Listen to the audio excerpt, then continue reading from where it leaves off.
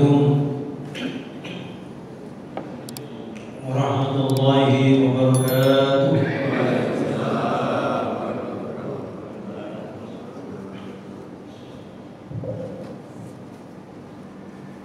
Alhamdulillah hamdan na'imin hamdan syakirin hamdan yuwafi ni'amahu wa yukafi mazidah. Ya Rabbana lakal hamdu kama yanbaghi li jalali wajhika wa 'azimi sultanik.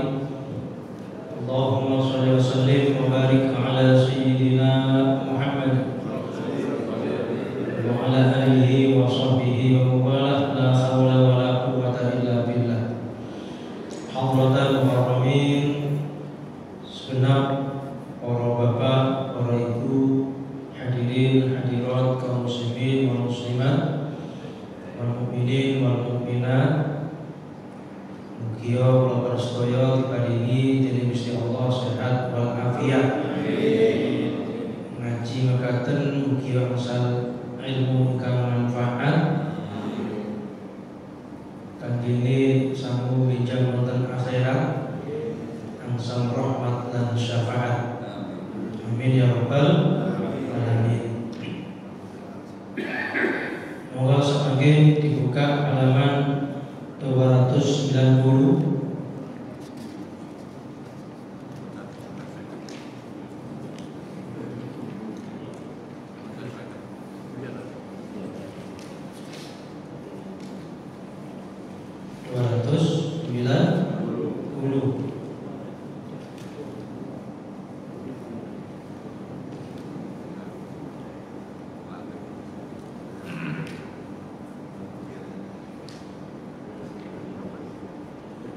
Nggih, terus.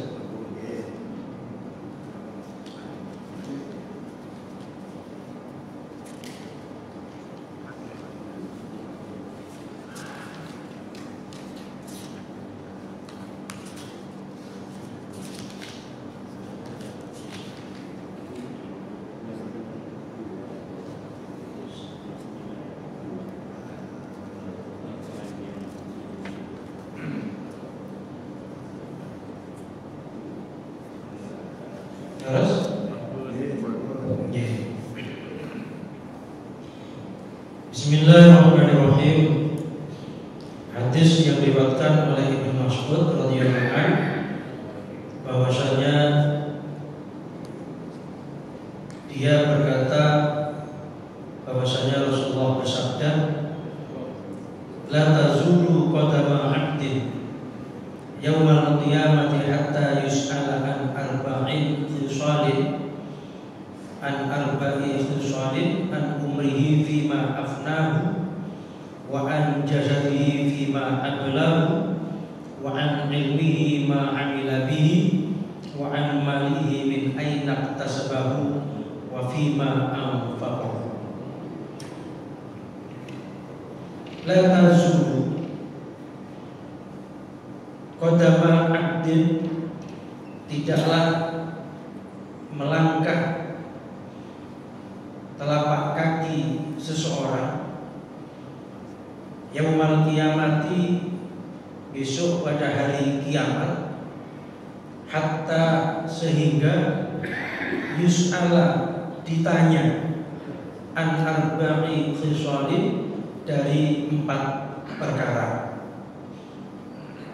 Seorang hamba, setiap manusia nanti di akhirat pada yaumul hisab, pada hari kiamat, mereka akan ditanya tentang 4 perkara, artinya yang pokok.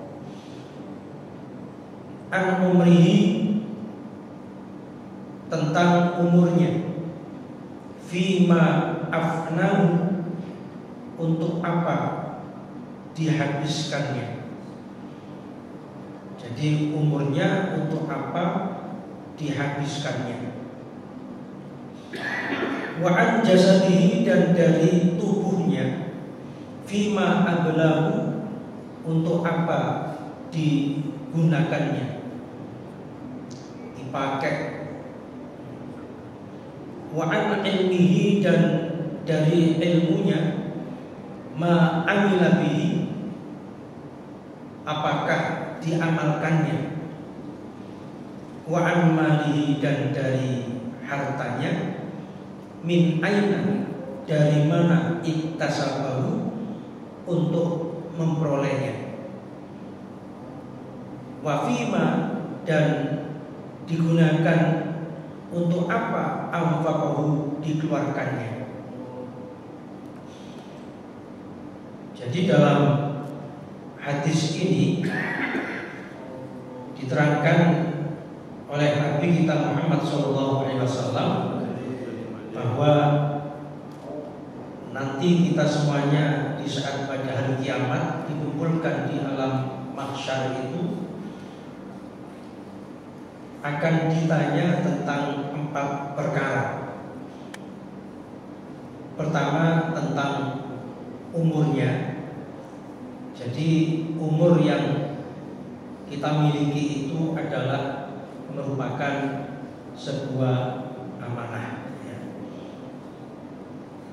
Nabi pernah mengatakan bahwa umur umatku itu antara 60-70. Sehingga di antara 60-70 itu takdirnya itu kebanyakan meninggal dunia.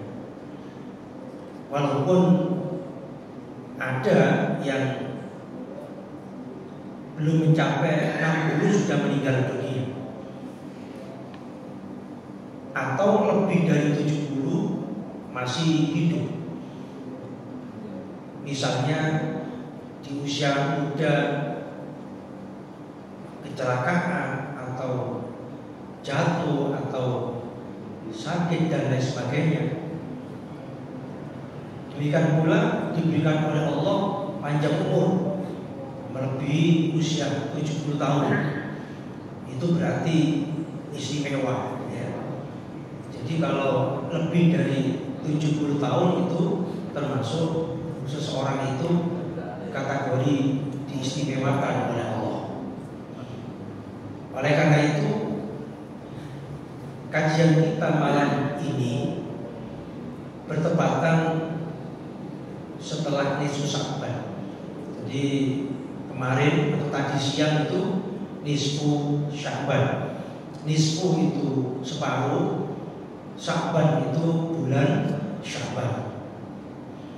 Di malam nisfu Sya'ban itulah penentuan takdir yang diberikan oleh Allah kepada hambanya. Walaupun sudah tertulis di Lauh Mahfuz, tapi yang tahu kan hanya Allah.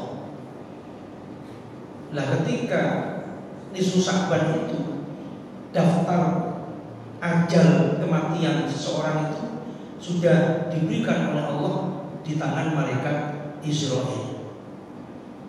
Makanya kita tidak tahu, tapi daftarnya sudah dipegang oleh malaikat Israil. Bahagia celaka kita, tentang husnul khotimah tidaknya kita, dan matinya kita itu sudah dipegang oleh malaikat Israil. Oleh karena itulah Rasulullah pernah suatu ketika tidur bersama Siti Aisyah. Lalu Siti Aisyah itu kehilangan Rasul di tempat tidurnya. Maka timbul kecemburuan. Ya manusiawi kan ya. Wanita kan begitu. Kehilangan. Waduh, mana Rasulullah ini? Jangan-jangan sudah ya. Pas ke rumah istri lainnya, cemburu itu, dicari sampai ke sana kemari, sampai ke rumah Sayyidina Ali. Barangkali di situ juga ke putrinya, ternyata juga tidak ada. Akhirnya dicari ke sana kemari, ternyata beliau dibangkai di pesarian Baqi. Nah itu kan artinya juga menunjukkan tirakat di kuburan itu juga nggak ada salahnya. Wong ingat mati, bukan minta kepada yang mati. Jadi ziarah kubur itu juga sunnah. Makanya kok kenapa kadang orang-orang ahli sunnah kalau Sa'ban seperti ini ziarah kubur keluar bahasanya. Nabi Rasulullah malam-malam dibangkit ngapain? Ternyata di sana lalu kemudian ditemukan oleh Siti Aisyah. Lalu Siti Aisyah bilang, saya cari kemana-mana ya Rasul. Kata Rasulullah, apakah kamu mengkhawatirkan akan ditinggalkan Allah dan Rasulnya? Lalu kemudian dalam sabda beliau itu,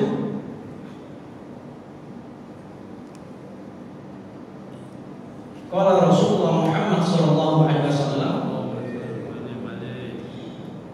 inna Allah azza wa jalla yanzilu lailatan nisfi min Sya'ban ila sama'id dunya fayaghfiru bi aktsara min adadi sya'bi wa nabi qalbi. Jadi sesungguhnya Allah, kata Rasulullah, turun. Kalau ahli sunnah wal jamaah mengartikan diturunkannya rahmat dan ampunan Allah yang berlimpah. Nah, kalau Allah turunkan berarti seakan-akan alam ini lebih besar daripada Allah itu sendiri. Sedangkan Allah itu tidak terikat dengan tempat, ruang, atau waktu, zaman. Allah itu tidak sama dengan makhluknya. Dan Allah berdiri sendiri, tidak berdiri di suatu tempat. Makanya kalau naik turun, nah apa bedanya dengan makhluk yang lemah kan gitu. Nah ini hadisnya kan ada hubungannya. Allah mengampuni, berarti yang diturunkan itu ampunannya dan rahmatnya. Karena apa? Wa idza sa'alaka ibadi fa inni qarib. Apabila hambaku bertanya tentang aku, jawab, aku itu dekat dengan hamba. Jadi Allah itu dekat, nggak jauh sebagaimana gambaran seperti di aras lah dan sebagainya. Itu tempat pengendalian kekuasaan. Ya. Makanya Imam Syafi'i beliau tegas mengatakan, orang itu kalau mengatakan Allah bertempat, maka mereka itu golongan kafir, kabuli.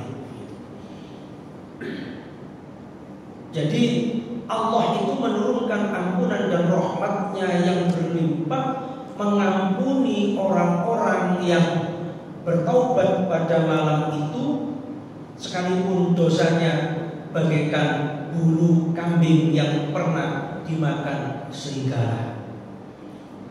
Kita menghitung satu kambing berapa bulunya saja tidak akan bisa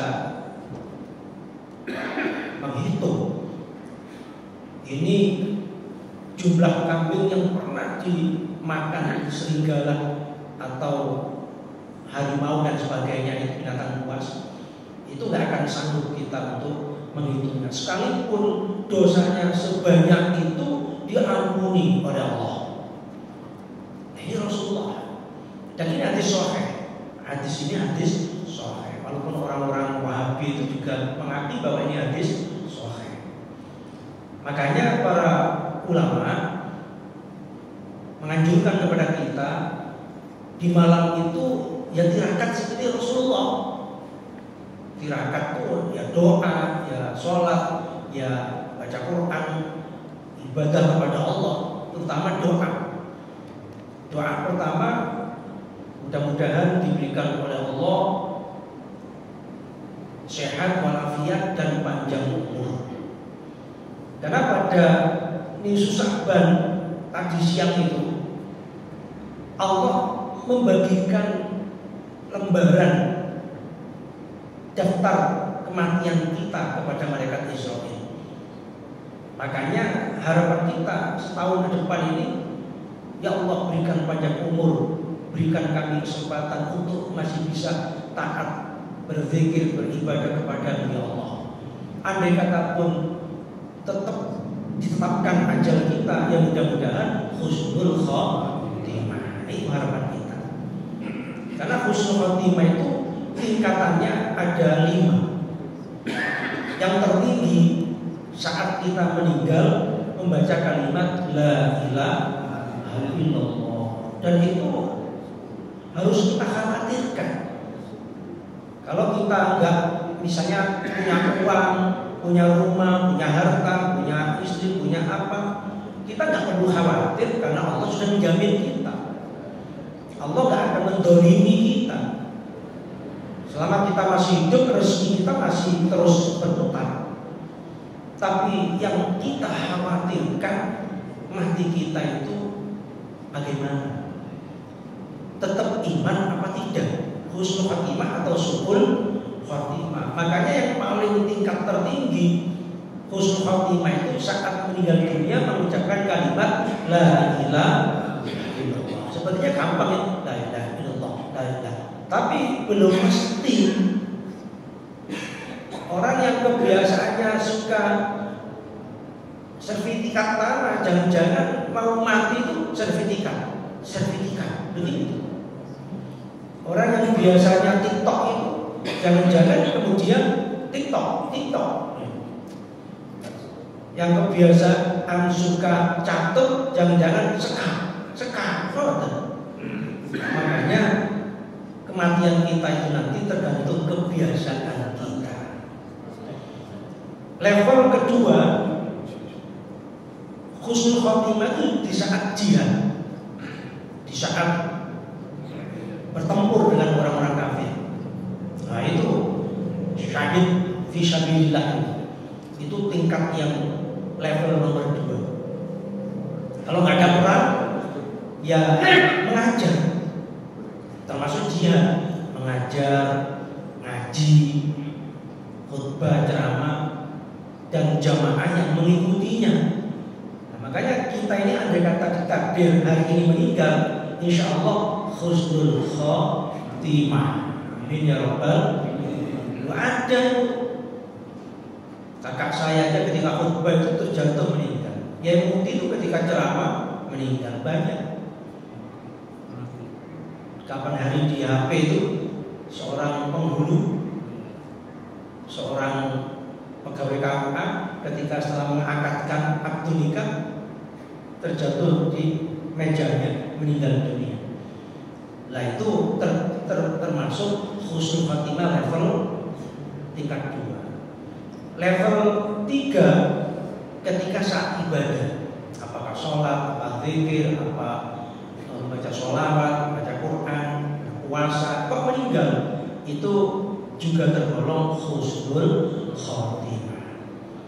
Husnul khotimah yang nomor 4 adalah ketika meninggal dunia tetap dalam keadaan Islam.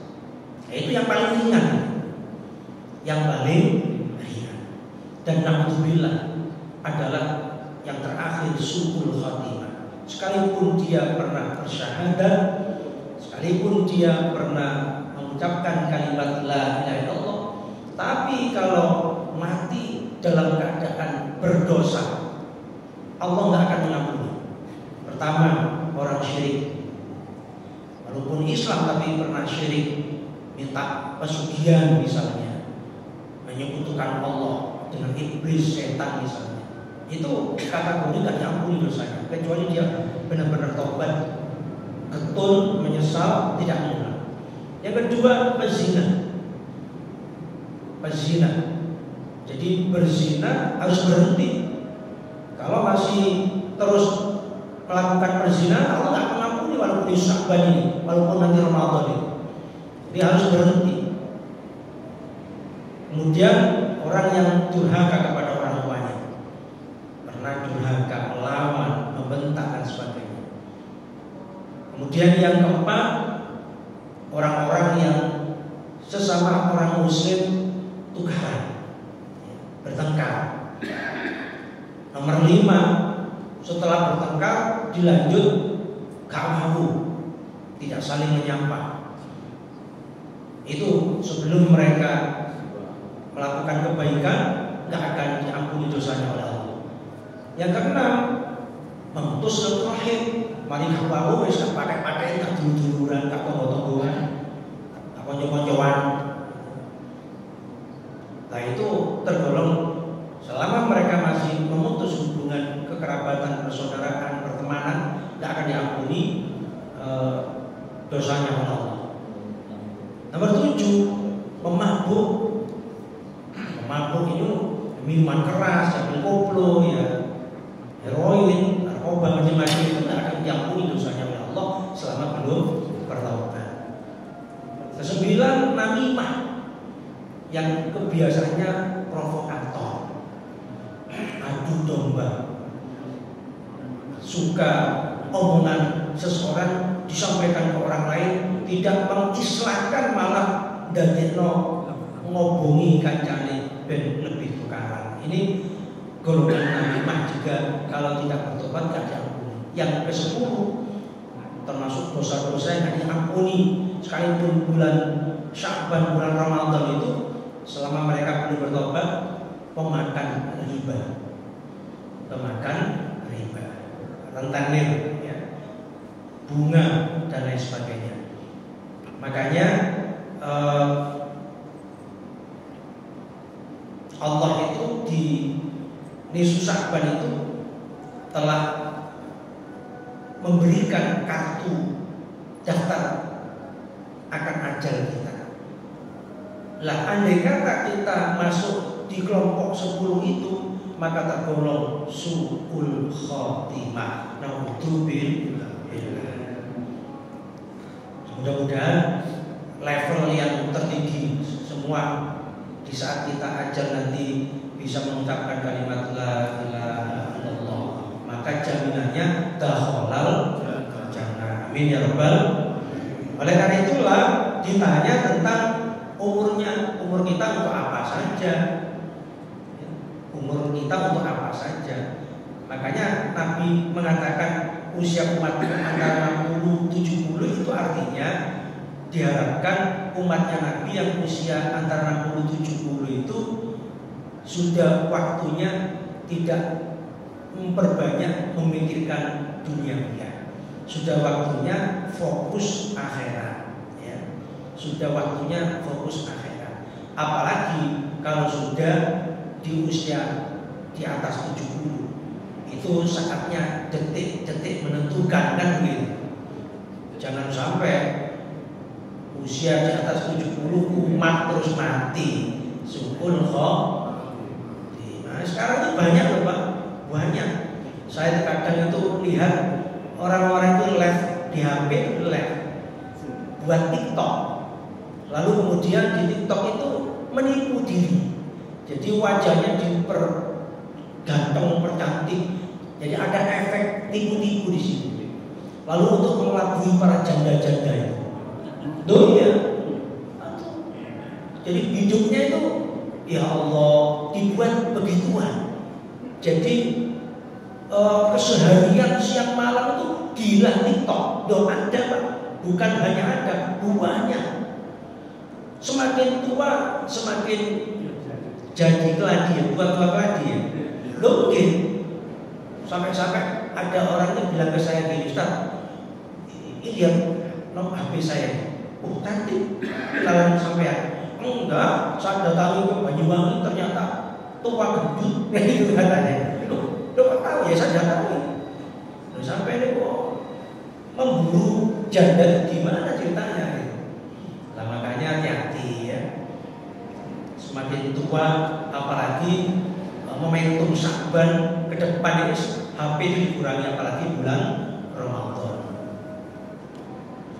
Jadi untuk apa umurnya? Itu nanti akan dimintai pertanggungjawaban walaupun sekecil biji sawi. Sekecil apapun akan dimintai pertanggungjawaban. Jadi itu yang perlu kita khawatirkan. Wa an jasadihi fi ma'abla, dan juga dari tubuhnya. Untuk apa dihabiskan? Ablah itu rusak. Kan kita ini semakin hari kan semakin rusak. Dulu ketika usia masih muda remaja itu mata sehat ya, kaki kalau linu-linu, punggung tegak tegar gitu. Nah sekarang itu dibuat duduk linu, ya mata rabun,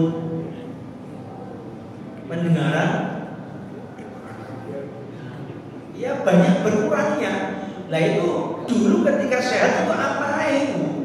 Apa kupinge gawe ruang pengajian, apa mripate kanggo nonton maca Al-Qur'an, apa tangannya dibuat mengeluarkan sedekah, kakinya diberjalankan untuk menuju jamaah.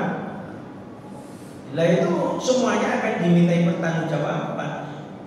Lah dulu ketika sehatnya, segernya digunakan apa? Gak ada alasan. Lah saiki wis sikil loro, tangan loro, mripate loro, semua alasan dibuat untuk tidak semangat ibadah. Lah biyen semangate nondi lho.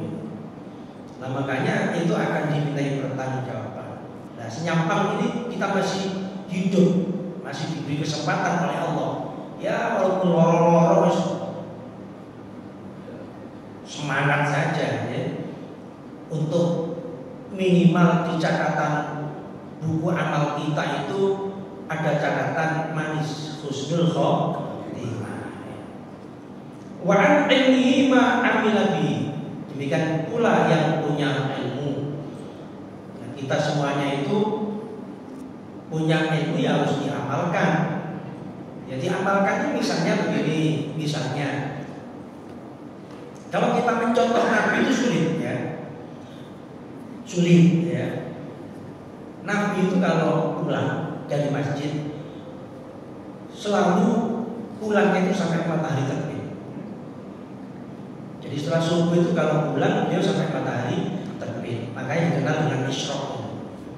Dan Nabi itu kalau pulang kan sudah siang berarti ya. Sehingga tanya ke istrinya, apa ada makanan?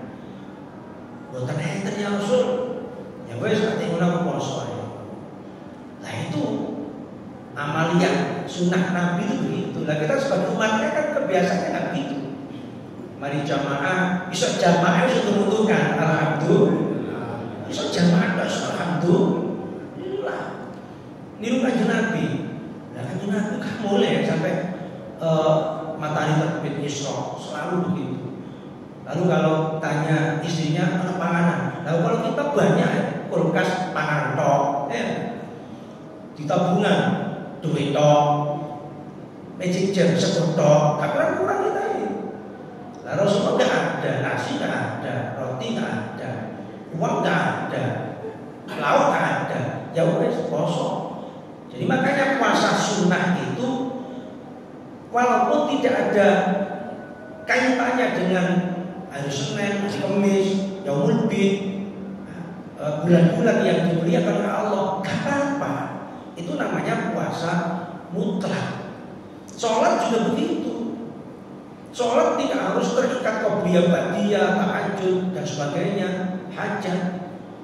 Misalnya kita habis isya meleaan, ada tangga meninggal atau hajatan. Nah kita belum tidur. Sedangkan tahajud itu disunahkannya setelah tidur. Lawaiter sudah, hajat sudah misalnya, tasbih sudah. Lalu sholat apa lagi yang ini ya enaknya? Tahajud turun mulai. Ya udah, sholat sunnah mutlak. Sholat sunnah mutlak. Boleh tak? Makanya kalau dengan pada bulan Sya'ban begini diperbanyak sholat mutlak apa? Niatnya cukup saya sholat 2 rakaat karena Allah aja. Perbanyak ini.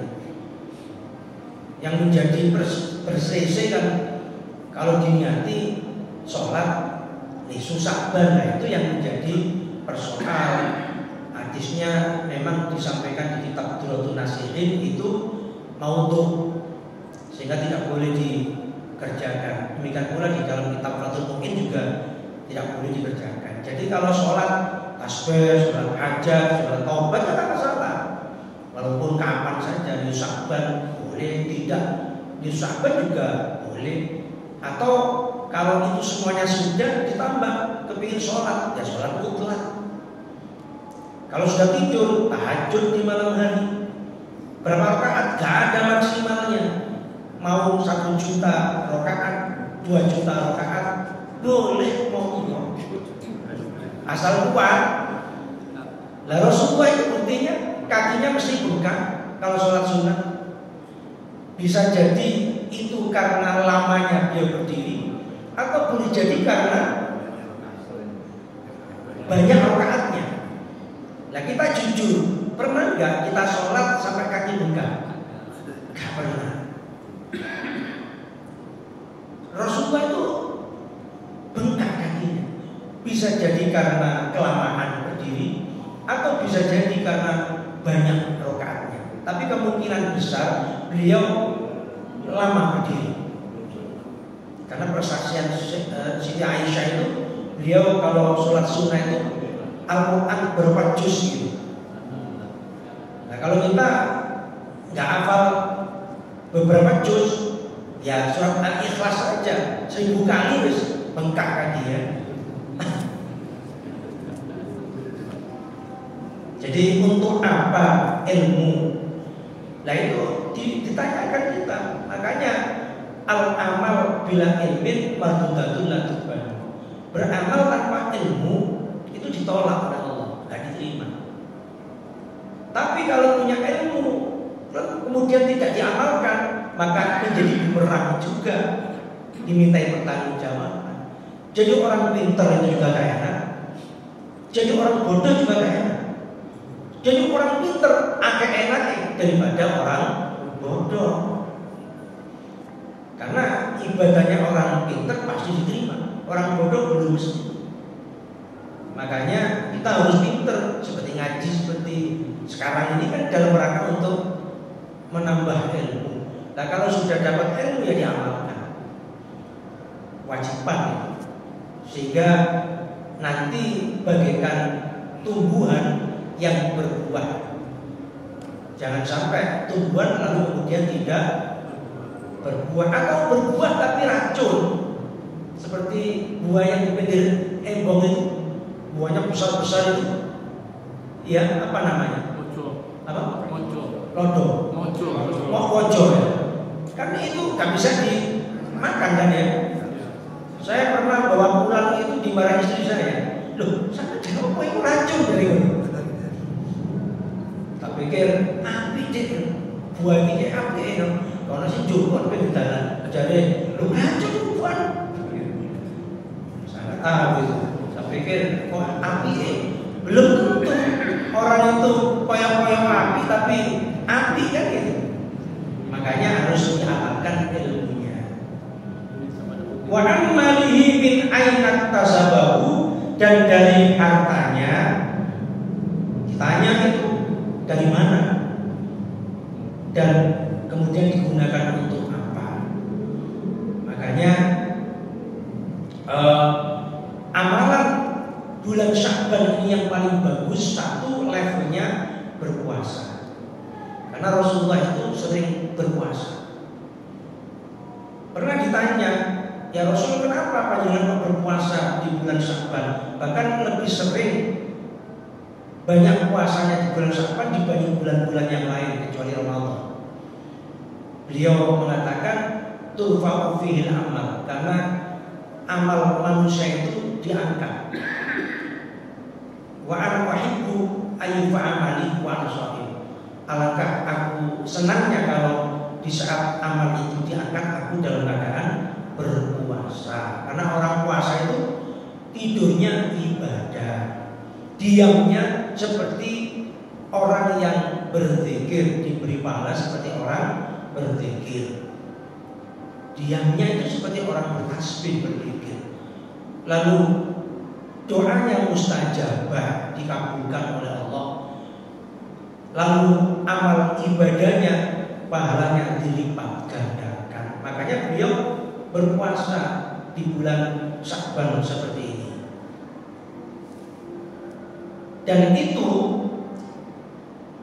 catatan buku lama itu sudah ditarik oleh Allah, sehingga malaikat penulis amal kita itu semenjak di Sya'ban tadi itu lembaran kita sudah baru. Jadi alhamdulillah sekarang kan berarti baru berarti maghrib tadi sudah terakhir diambil oleh Allah, dan alhamdulillahnya hari ini kita langsung ngaji. Alhamdulillah, ini termasuk husnul khotimah, catatan-catatan baik. Kemarin saya di WA Yai Jalil ya, pengajiannya dirubah Jumat kedua dan keempat. Jadi barangkali ada yang bertanya, loh Ustaz Lutfi itu kok Jumat kedua, biasanya pertama. Iya, saya itu apa kata komandan ya. Komandannya bilang A, ya saya A. Bilang B, ya saya B gitu.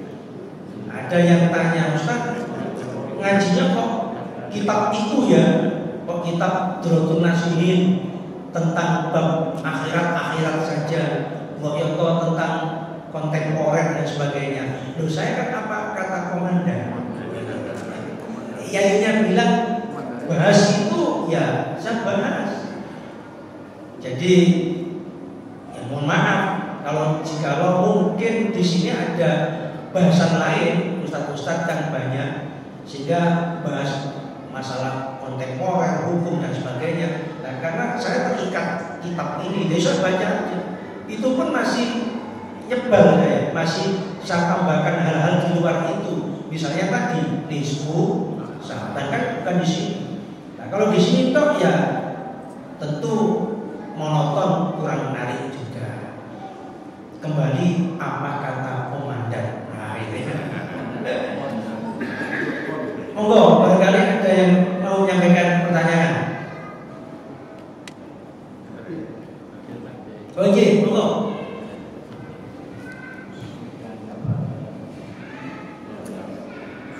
Assalamualaikum warahmatullahi wabarakatuh. Waalaikumsalam. Kaitannya dengan keterangan Ustaz tadi masalah susah. Kemarin kebetulan ada susah. Yang saya tanyakan, apakah ada petunjuk khusus atau hadisnya bahwa orang susah itu baca Yasin 3 kali? Apa ada petunjuk khusus?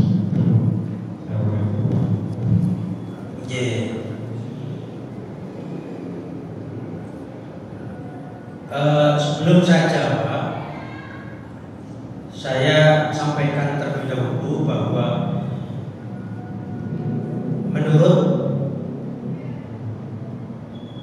para ulama, misalnya Imam Syafi'i, ya, bahwa bid'ah itu ada dua, ada hasanah, ada sayyi'ah, ada yang baik, ada juga yang buruk. Yang dimaksud buruk itu yang bertentangan dengan Al-Quran, hadis. Bahkan menurut di dalam kitab Bulughul Maram, sarahnya Subulus Salam, itu dijelaskan bid'ah itu klasifikasinya ada 5: wajib, sunnah, makruh, mubah, dan haram. Yang haram itu adalah yang bertentangan dengan syariat, yang bertentangan dengan Al-Quran dan hadis.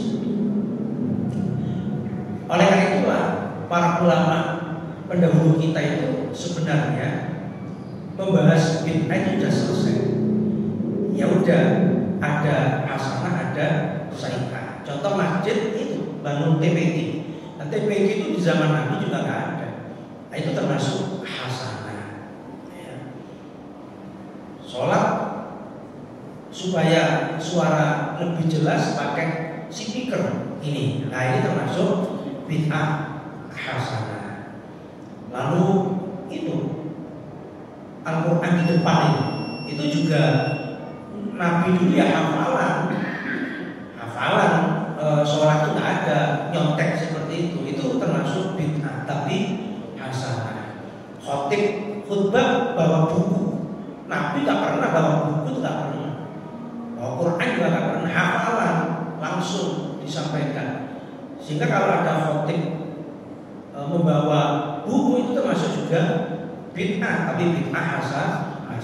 Makanya nggak bisa lalu digebiah-gebiah wabe dolalah. Saya ingin tahu siapa yang tidak melakukan kebid'ahan. Semua masjid itu pakai karpet, semua masjid juga pakai speaker, semua masjid juga tarawihnya setelah isya, seluruh masjid juga pakai speaker. Lalu ada yang kadang rioyong dari hisab, macam-macam, itu semuanya bid'ah ya. Makanya kembali ke pertanyaan, itu adalah anjuran para ulama. Jadi di Sya'ban itu dianjurkannya memperbanyak ibadah. Ibadah itu secara umum ya, bisa baca Quran, bisa zikir, bisa sholawat, bisa sholat, bisa siangnya berpuasa, sedekah, macam-macam. Baca Yasin boleh, kan begitu. Membaca Quran boleh, baca Yasin itu juga boleh. Apa harus? Tidak. Apa harus itu? Tidak. Loh, kenapa kok dianjurkan? Lah, hubungannya dengan hadis Nabi yang lain. Karena Nabi pernah menyampaikan bahwa surat Yasin itu seseorang jika berdoa didahului dengan membaca surat Yasin, maka doanya itu bagaikan orang berjalan lewat jalan yang lancar tanpa hambatan. Kalau istilah sekarang tol ya. Nah, jadi bedakan saja doa dengan baca Yasin sebelumnya itu seperti kita keluar kota naik tol, dengan yang doa tanpa didahului Yasin itu seperti perjalanan yang tidak lewat tol. Ya sama-sama sampai, cuma ada kelebihan kalau sebelumnya diawali Yasin. Tapi jangan tanya tentang apa ada hadis baca itu kalau Sya'ban di modern. Cuma itu anjuran para ulama. Boleh nggak selain itu? Monggo. Baca Al-Ikhlas monggo, baca Al-Quran, sholawat monggo, terserah, tidak ada keharusan. Ya sama dengan tahlil itu. Tahlil kematian kan bukan wajib ya. Tidak ada keharusan, harus, kan ada. Tidak satu pun ulama yang mengatakan itu harus. Betul. Itu kan media dakwah para ulama dulu. Kalau misalnya ada yang meninggal tanpa ditahlili apa berdosa, betul, sopo sing ngarani dosa. Malah kalau diada-adakan, dipaksa untuk diada-adakan, malah halal. Misalnya ada harta anak yatim yang harus diberikan yang bersangkutan, malah dibagi nono wong sing teko tahlil, malah kakak tuh anak yatim, nah itu yang nggak boleh mana, nah, kan begitu. Jadi itu semuanya dianjurkannya karena intinya Nabi itu malah pada susah tirakat ibadah kepada Allah, karena Allah menurunkan rahmatnya. Ya terserah mau ngapain monggo. Malah ada yang menanjurkan misalnya seperti Imam Syafi'i itu membaca Subhanallah wa bihamdihi, membaca la ilaha illa anta subhanaka inni kuntu minadh dhalimin, yang seperti disampaikan oleh Nabi Yunus sebanyak 2375.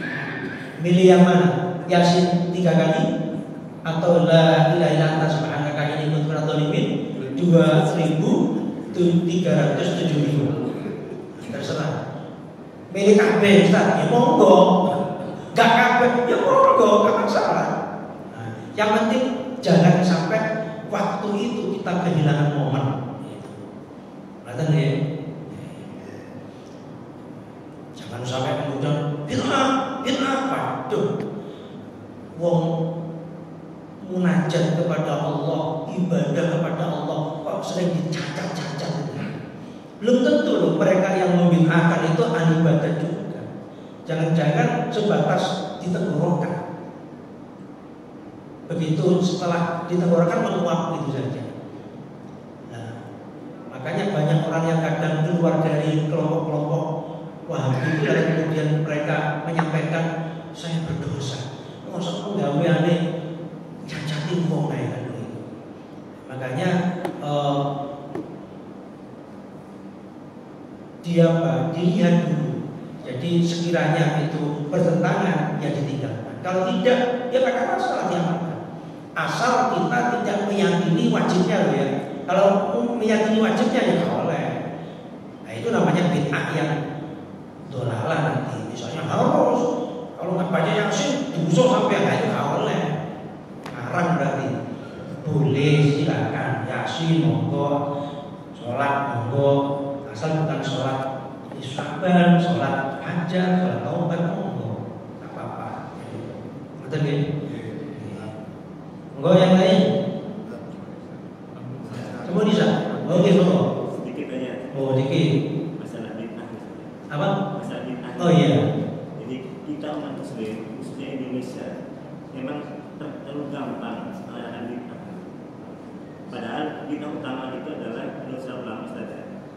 Bid'ah utama adalah pembelokan ajaran Muslim ke selain Muslim, ke Kristen, ke Hindu. Jadi Indonesia itu terlalu gampang. Hikmahnya bid'ah yang pertama adalah pembelokan agama.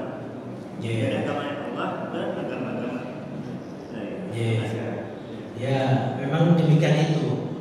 Makanya ya mudah-mudahan kita ini selalu istiqomah ya, istiqomah ahlu sunnah wal jamaah. Jangan sejengkal pun kita lepas dari ashabullah Allah, mayoritas golongan ahli sunnah wal jamaah, mengikuti para sahabat, para tabi'in, para ulama, al-ulama warasatul anbiya.